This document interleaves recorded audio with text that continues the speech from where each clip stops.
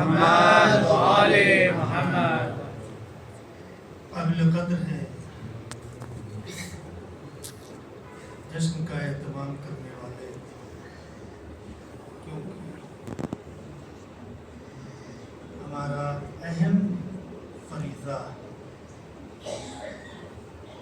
یہ ہے کہ ہم اپنے وقت کے امام کو یاد کریں۔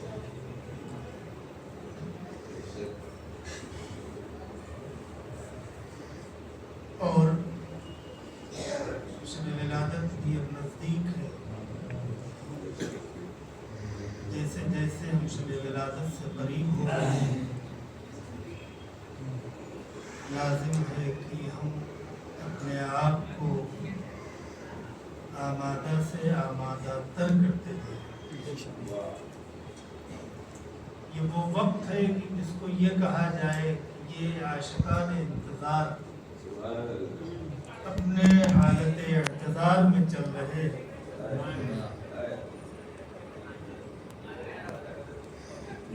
اے مریض عشق تھوڑا سا ٹھہر کر دیکھ لے، جیسے کوئی آواز آ رہی ہو، اے مریض عشق تھوڑا سا ٹھہر کر دیکھ لے، ایک مسیحا آج وقت اعتذار آنے کو، ایک مسیحا آج وقت اعتذار آنے کو ہے۔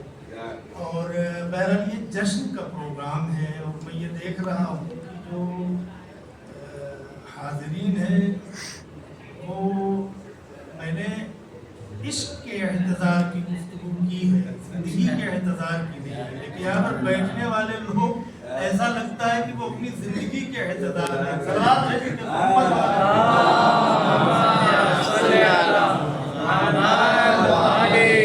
کم از کم وہ برادران ہمارے کی جو فرش پر بیٹھے ہوئے ہیں، جنہوں نے کرسی کا سہارا نہیں لیا ہے، وہ کم از کم میرے سامنے آ جائیں، میرے روبرو ہوں، تاکہ ان سے کچھ گفتگو کی جائے۔ ایک سلوات بھیجتے ہوئے آپ سب لوگ ادھر سامنے آ جائیں۔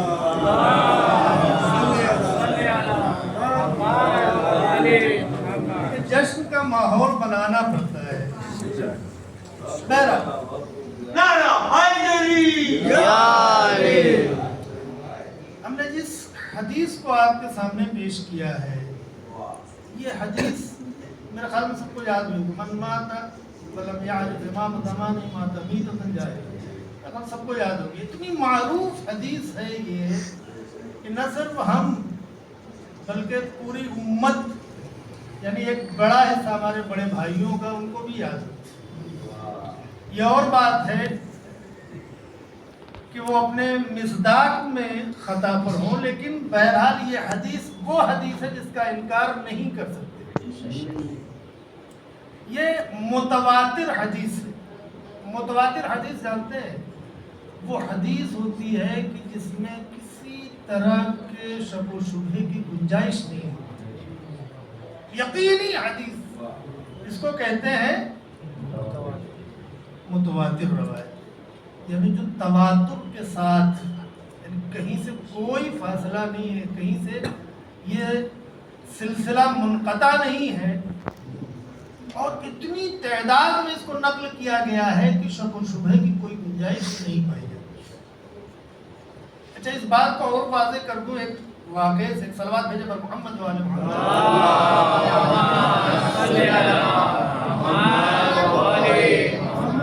آپ اندازہ لگائیے کہ یہ روایت کس حد تک معتبر ہے، اس کے بعد پھر آگے گفتگو کرتے ہیں، لیکن وقت بہت زیادہ نہیں ہے، اور مجھ سے پہلے کہا گیا تھا کہ 10 بجے آپ کو ادھر جانا ہے، اور 10 بجے مجھے بٹھالا گیا، یعنی آنے کے بعد ابھی کہا گیا کہ 10 بجے آپ کو ادھر جانا ہے، اور مجھے 10 بجے بٹھالا گیا۔ اب آپ فیصلہ کریں کہ ہم گھڑی کو گھما کے وہاں تک تو لے کے جائیں، کم از کم سلوات پہ جب محمد والا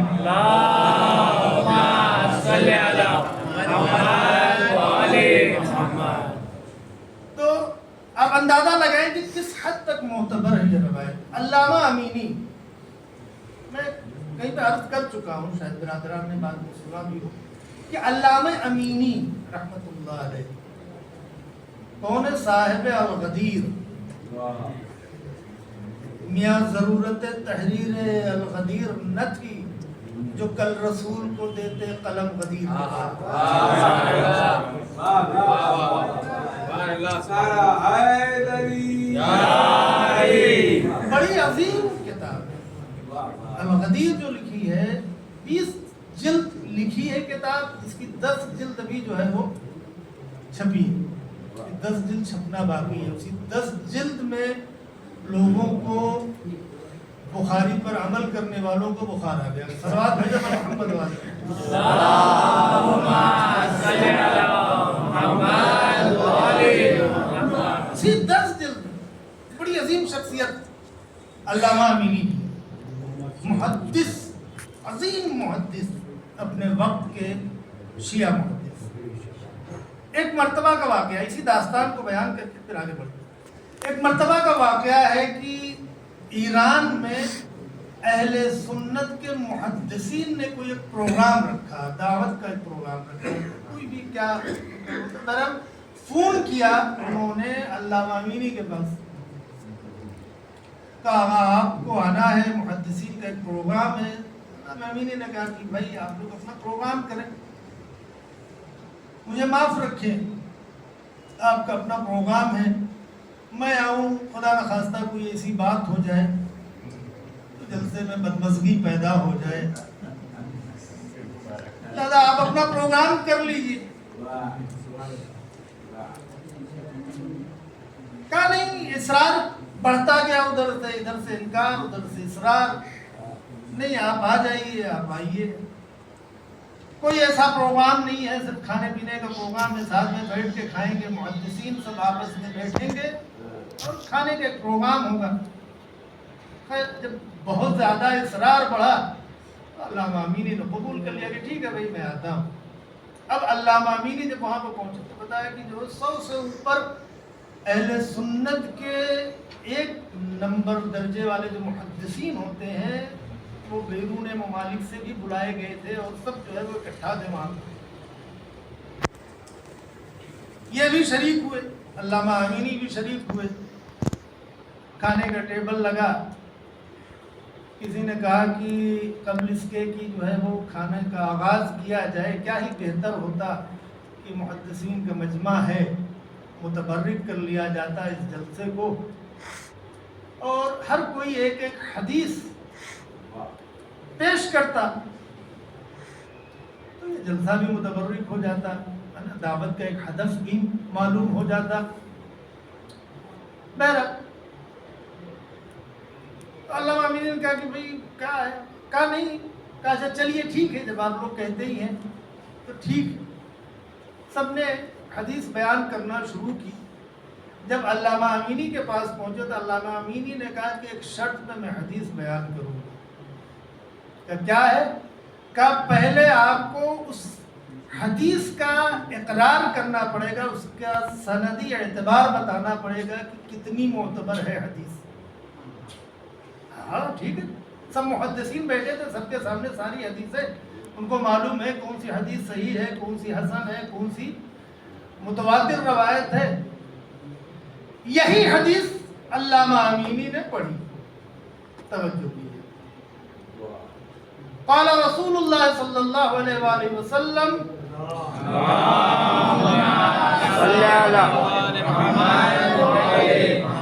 من مات ولم يعرف امام زمانہ مات میتۃ جاہلیہ۔ اچھا میں نے اس کا ترجمہ بھی نہیں کیا آپ لوگوں کے سامنے کیونکہ معلوم ہے آپ سب کو معلوم، لیکن میں ترجمہ بھی کر دیتے ہیں کہ جو شخص مر جائے اور اپنے وقت کے امام کی معرفت نہ رکھتا ہو، اس کی موت جاہلیت کی موت ہے۔ اس میں اکثر آپ لوگ اس کا ترجمہ جانتے تھے، اس کے مفہوم سے واقف ہے، لیکن بچوں کو سمجھانے کے لیے ضروری تھا، میں نے سوچا کہ نہیں یہ پہلے مفہوم سمجھا دے بچے کہ جو اپنے وقت کے امام کی معرفت نہ رکھتا ہو اور مر جائے تو اس کی موت جاہلیت کی موت ہوتی ہے۔ جاہلیت کی موت یعنی بغیر ایمان کی کفر کے اوپر موت ہوگی، نفاق کے اوپر، شرک کے اوپر موت ہوگی، وہ با ایمان دنیا سے نہیں جائے گا۔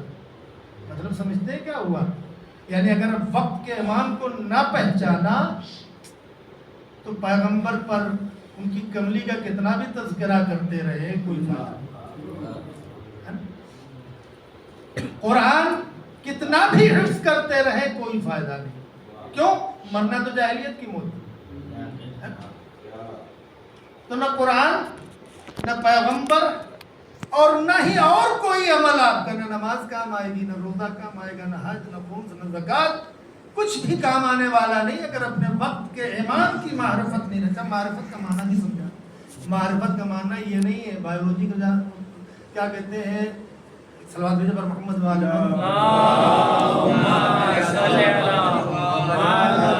ڈیٹا کو جاننے کا نام نہیں ہے، بلکہ معرفت کا مطلب یہ ہوتا ہے کہ آپ یہ اقرار کریں قلبی طور پر کہ وہ ہمارے آقا اور سرپرست ہیں۔ پیغمبر نے غدیر کے میدان میں کیا کہا تھا؟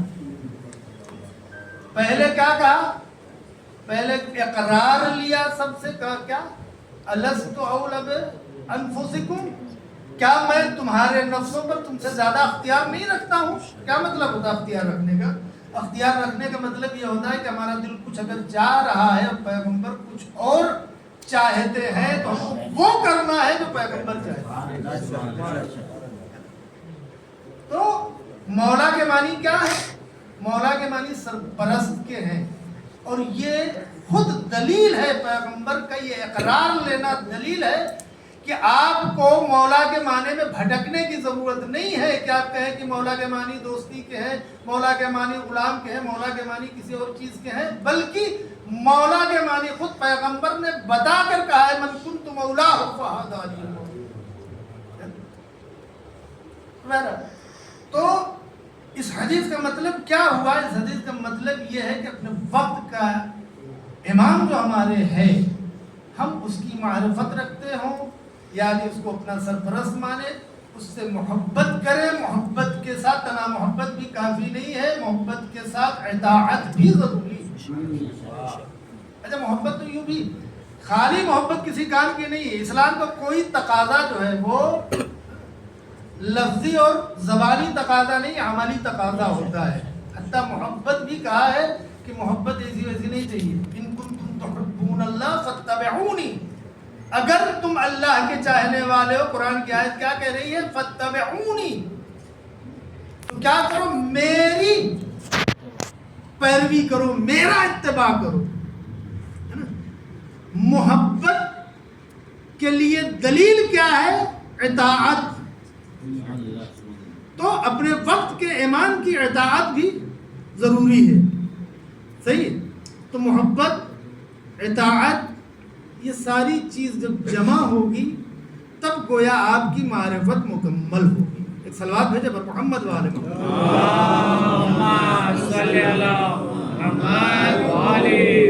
بہرحال جب علامہ امینی کی باری آئی اور آپ سے کہا گیا کہ حضور آپ کوئی حدیث پیش کریں، تو علامہ امینی نے یہ حدیث پڑھی، من مات ولم یعرف امام زمانہ مات میتۃ جاہلیہ۔ اور اس کے بعد انہوں نے کہا کہ اب آپ لوگ اس کی سند کی گواہی دیجئے۔ ایک ایک کر کے ہر کسی سے پوچھا کہ اس کی سند کیسی ہے، سب نے کہا متواتر روایت، معتبر روایت، صحیح روایت۔ جب سب سے اقرار کر لیا تو علی والا خاموش نہیں رہتا، فرصت نہیں گواتا ہے، بس ایک سوال کیا، اچھا یہ بتاؤ کہ بنت رسول کے وقت کا امام کون تھا؟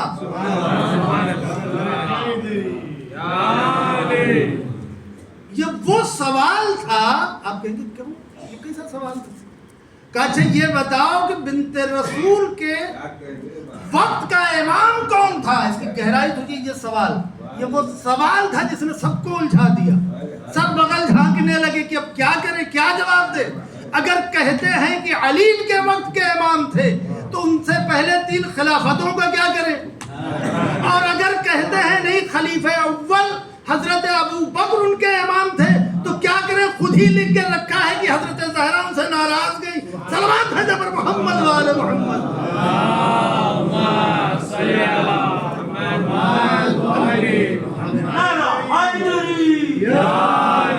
سب بغل جھانکنے لگے۔ بہرحال تو من من مات ولم يعرف امام زمانه مات میتۃ جاہلیہ، جو اپنے وقت کے امام کی معرفت نہ رکھتا ہو وہ کون ہے؟ اس کی موت جاہلیت کی موت ہوگی۔ اسی حدیث کو امام حسین علیہ السلام نے ایک حدیث میں بڑے احسن طریقے سے پیش کیا ہے اور اس میں واضح کیا ہے کہ کیوں ایسا ہے، کیوں اپنے وقت کے امام کی معرفت نہ رکھنے والے کی موت جاہلیت کی موت ہوتی ہے، کفر کی موت ہوتی۔ ایک صلوات بھیجے گا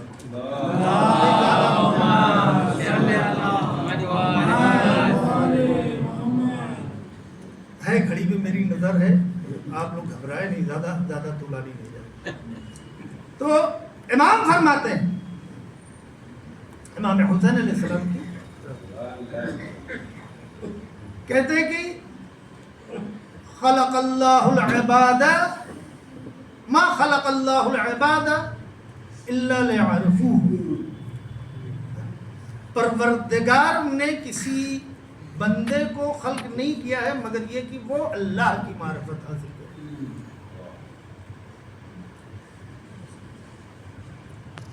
اپنے پروردگار